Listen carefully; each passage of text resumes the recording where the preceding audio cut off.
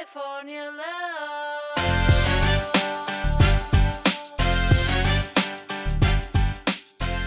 Yeah, you still going slow. All right, welcome, Kane and I Show, special NFL Draft edition. We're going to be talking about quarterbacks and reminding you that the Philadelphia Eagles are the world champions. That's right, I said it. Never forget. Hashtag never forget. The reigning world champions. That's right. So let's repeat. But anyway, got to handle a little business. It's 420, so our alphaversary, 23 years ago. Yeah, Method Man, Snoop Dogg, all them dudes celebrate, but they probably did it any day. So, it's that big a deal. Well, it wasn't quite 23 years ago. It was more like 13, 14 years ago for some of us.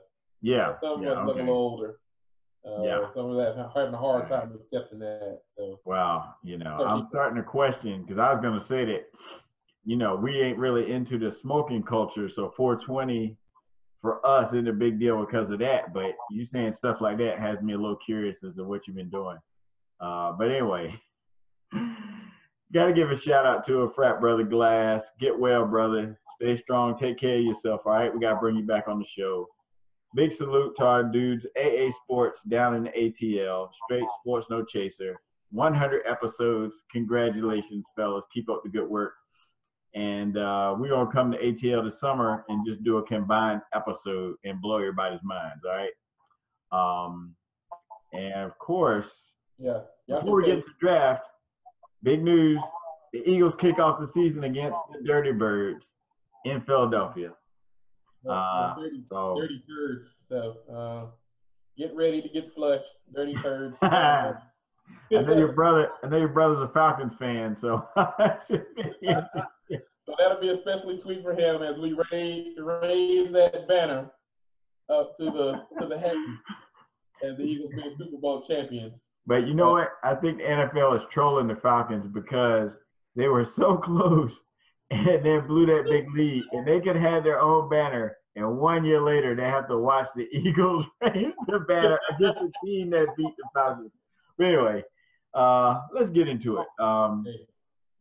This year's draft, very interesting. You got 6 main big-name quarterback prospects out there. You got teams like the Cleveland Browns, who obviously have needed a quarterback for 20 years. You got the New York Giants, who have Eli Manning. You're wondering how much longer they're going to count on Eli. Do they draft a quarterback? You got the Jets, who've been searching for a quarterback for the last 10, 15 years.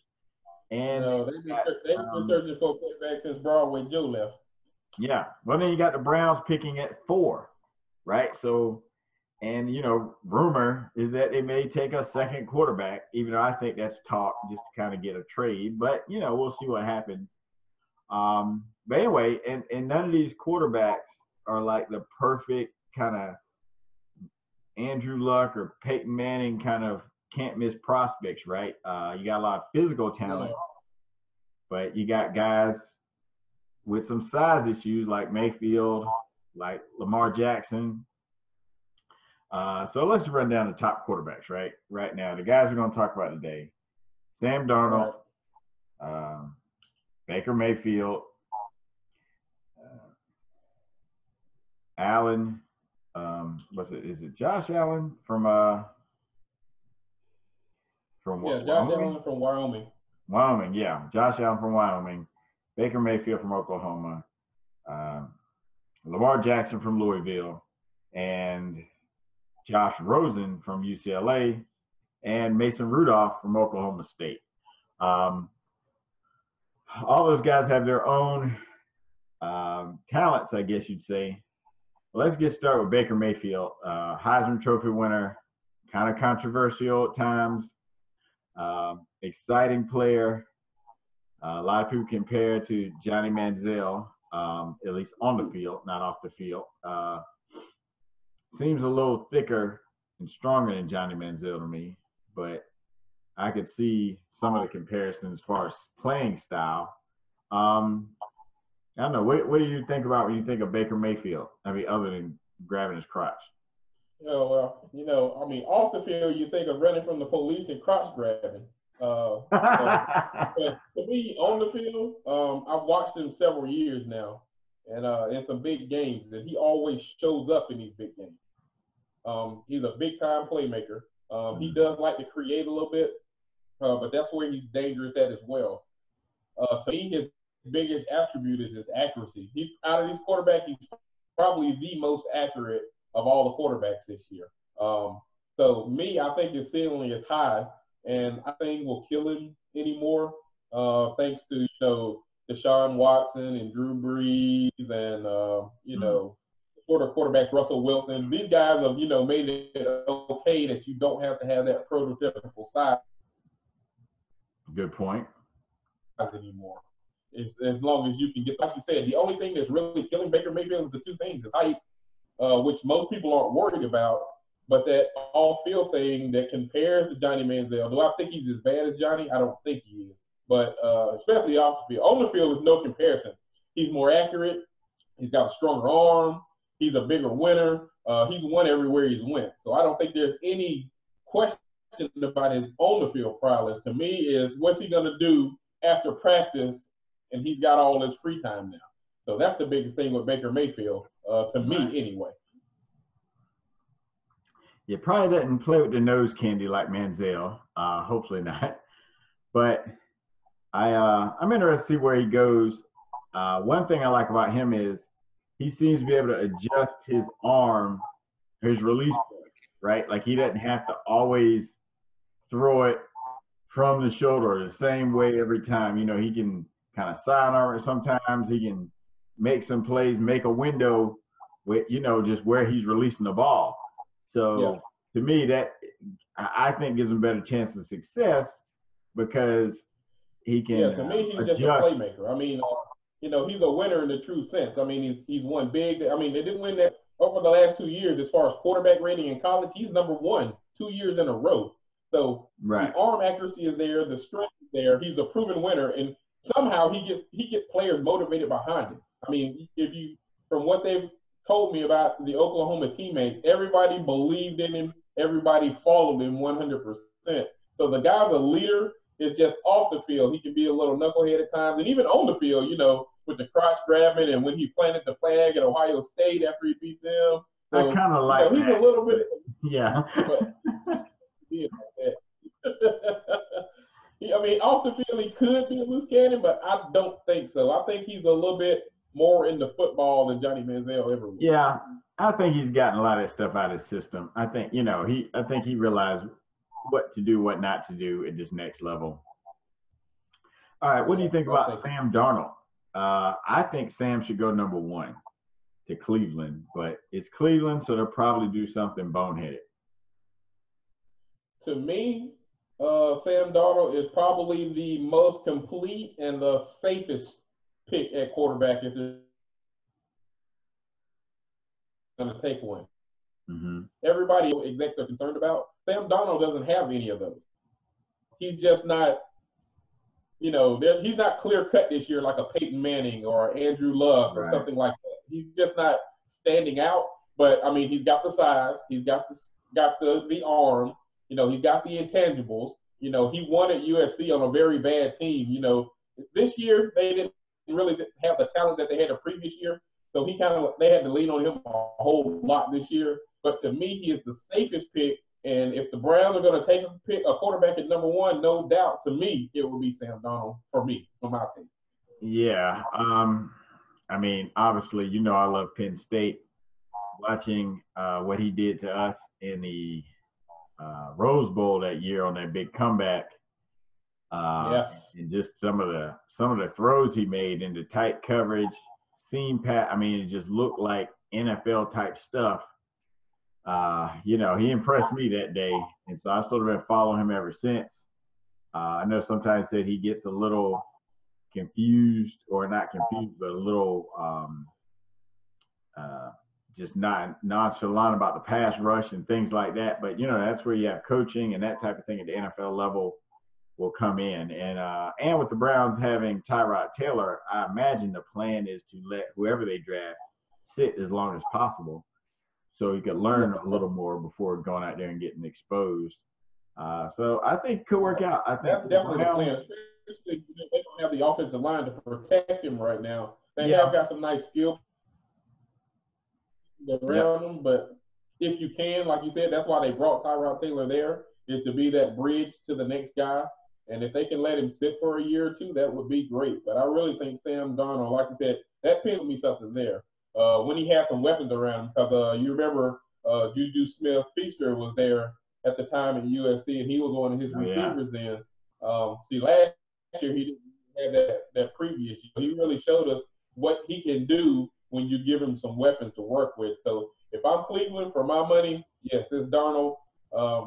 No-brainer for me. I mean, for Cleveland, to me, it's no-brainer. All right. So let's go to the great unknown to most fans in Wyoming. Josh Allen, guy 6'5", huge guy, like 240 pounds.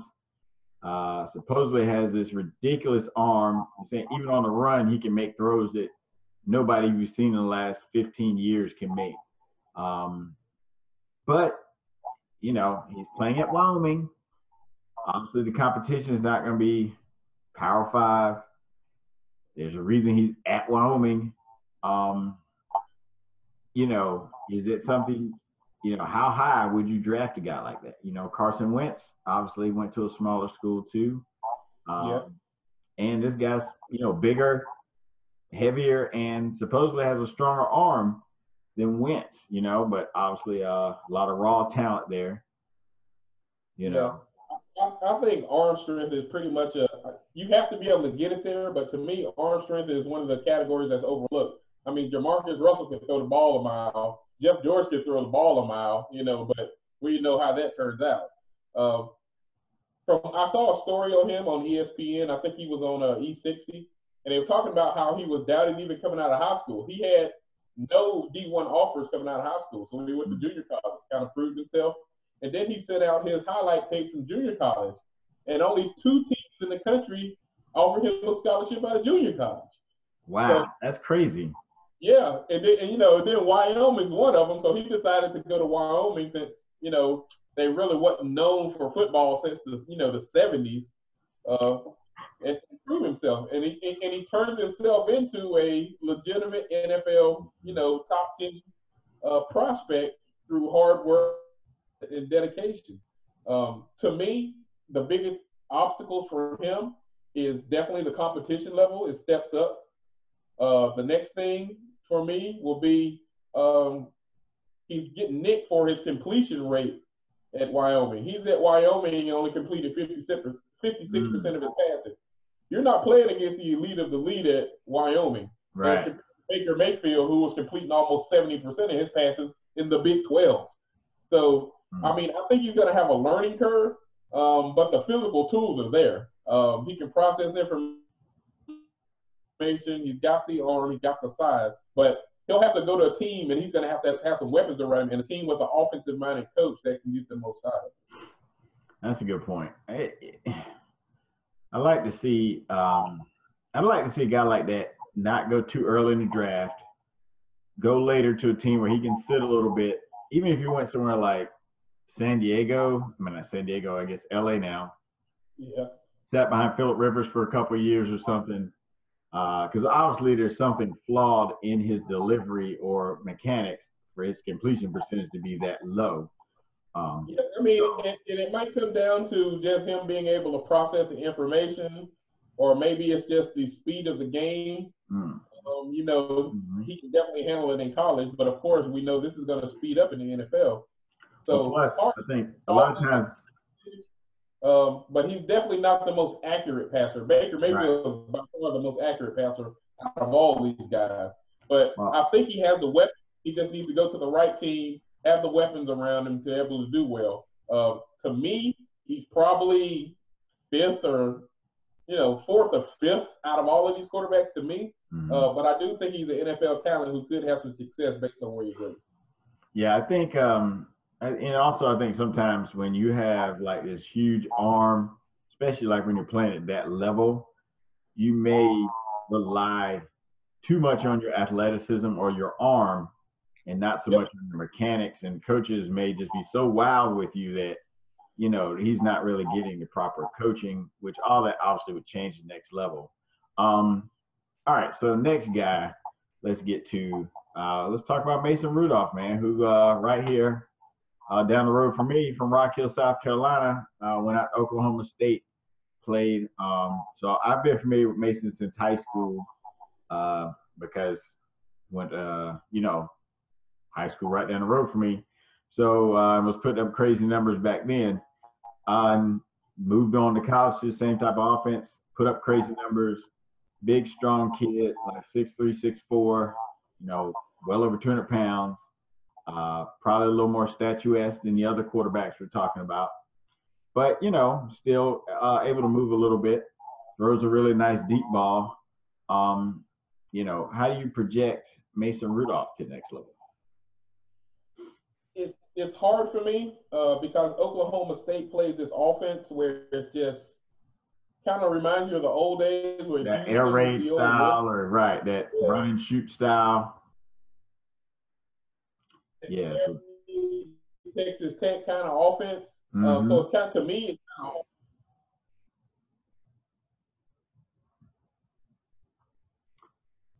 the prior year him starting, he had some great route receivers to throw the ball to. And like you said, in the Big 12, sometimes Big 12 is not known for defense, right? Yeah, they're known for just stout defenses, you know. But he put up some nice numbers. But I still think he's a developmental guy. To me, he projects as a backup quarterback, somebody who could be your second string, come in and win a couple of games if your starter goes down. And maybe if he gets the chance, he could be a fringe NFL starter. But I think he's got some talent. He definitely put up some stats at Oklahoma State. Definitely did that. And, you know, I'm always pulling from guys from South Carolina since that's the home state. So, hey, I can see him. I could see, like, if the Patriots picked him up and, you know, he had a couple years learning under Brady, run that same style, you know, where you're really just throwing to spots, just boom, boom, boom, you know, nickel and diamond teams. You know, and like I said, he's got a big arm, can go over the top when needed. I can see him going somewhere like the Patriots. He'd probably be better than their current backups, and, you know, eventually got to being the guy. So let's get on to the next. But like I said, to me, I think he's a career backup, and if he is, he's going to be a fringe or a borderline NFL starter to me. Mm-hmm. Or the Cleveland Browns starter is what you're trying to say. I mean, that's pretty much fringe anyway. So exactly. All right, so let's talk about Josh Allen, UCLA, 6'4", 226 pounds. You know, kind of brash kid sometimes. I hear a lot of stuff about him off the field as far as you know, is he into football enough? Is he motivated enough because he comes from a privileged background? You know, does he really want it? Is he going to be busy pursuing other things that he's interested in? So, you know, all those kind of things make me wonder, is that the only thing you can poke a hole in? Because as we know, right, during the season, it's normally, oh, these guys are so great, they're going to go so high. Then we have this kind of dead period before the draft, and all we hear about is all these bad things about the person, right? Yep. As teams try to figure out why they shouldn't draft somebody, or why somebody's a risk, or they're trying to hide who they really want, or whatever, right? Yeah. So it really makes me wonder, is Josh Allen really this good that the only thing they have to say about him is he interested enough in football, or, you know, or is this a legit concern, you know? I mean, I don't think it's a major concern from what I've seen. To me, he reminds me of Rosen with just a little less arm talent. I mean, I think the size is there. He's got an adequate enough arm. To me, he just didn't win enough games in college to show me that he's big time. You know, he didn't do like Rosen's year before. He didn't have the career like Baker Mayfield had. He didn't win a Heisman Trophy like Lamar Jackson and Mayfield. So I don't know if he can rise to that occasion and be a leader of a team. But I definitely think he's got the tools and the skills to play NFL quarterback, and he's going to be drafted high. Somebody's going to make him or wants him to be a starting quarterback in the next year or two. So he's going to get that chance. Right now, but I don't have a major concern with his problems off the field. To me, it's can he develop further? Because I don't think he's quite there yet, but he can be a good NFL quarterback with the right. So last but probably not least, as you mentioned earlier, former Heisman Trophy winner, Mr. Electricity. Probably the most exciting guy I've seen since Michael Vick. I definitely put him on par with Michael Vick as far as just excitement watching him play at the college level. Lamar Jackson from Louisville, was he 6'2", 215 pounds or so. It looks like he's about 180 pounds, you know. But I could be biased. I think he can be a really good NFL quarterback. He's got a strong arm. I think once he gets some NFL level quarterback coaching, some off-season quarterback coaching to work on some mechanics, and if he's put in a place where he's given a chance to develop a little bit, especially as NFL offenses have implemented more college-style plays. Yeah, I think there's a way to make him comfortable to where he can be a really productive NFL quarterback in the next couple years. But, like I said, could just be my bias because I really like to watch him play. He's got the arm. There's no doubt about that. And the biggest concern with me is the offense that they ran at Louisville. It was more of okay, check your first read. Okay, Lamar, he's not there. Make something happen. Run. Right. You use your God-given abilities and make something happen. And we all know that's not going to work in the NFL, where it won't work for long. You're going to have to learn to read defenses. Mm-hmm. You're going to have to learn how to go through a progression and deliver the ball accuracy. Now, that's another thing. His accuracy isn't that great. Now, but his footwork isn't that great. But this is all things that can be worked on if he gets in the right system with the right coach that can teach him these things. So, but I really think the raw talent is there. I mean, if Michael Vick can play quarterback in the NFL, Lamar Jackson can play quarterback in the NFL. Because coming out of college, they had the same concerns. Can Michael, read a defense? Can he do progressions? Can he stay in the pocket and read? I mean, Michael Vick never developed it to a fine tune, but he was good enough to win some football games. And I think Lamar Jackson can do the same thing once he gets to the league and get some coaching on the right team. And he's got to learn how to protect himself. Yeah, at the NFL level. Yeah, that works in Louisville when you can run through Florida State's defense and run through Clemson's defense. But I know it looks good on Sports Center, but you don't want to do that in the NFL. Just ask RG3 how that works out. So the key word here is slide. Oh yeah. So Lamar, if you're watching this, watch tapes of Russell Wilson. And just do that, okay? Don't be afraid to give yourself up. Just drop off, All right. So anyway, that pretty much concludes. No, when the quarterback leaves the pocket, trust me, I'm out. So make sure you get down and slide, protect yourself. That's right. All right. So that pretty much concludes our preview of the NFL quarterbacks. What we need you guys to do is hit that subscribe button. Also, hit that thumbs up. Leave some comments telling us who you think should be the first pick in the draft, and also who you want your favorite team to pick. All right. So leave some comments. We'll respond to your comments. Yeah, make sure you follow us on Twitter, Kane_Ice. Make sure you interact with us on Facebook, Kane and Ice Show on Facebook, and we look forward to talking to you guys next week. We're going to do some NBA stuff. A little more NFL draft stuff. We're going to do some Eagles stuff. So anyway, Kane, what do you want to leave the people with, brother? Man, I'm looking forward to the draft next week. It's always a blast to see these young men get brought into the NFL as first-round picks, second-round picks, the excitement on their faces with their families and everything. But once you get in there, it's hard work. So these guys better buckle down to it.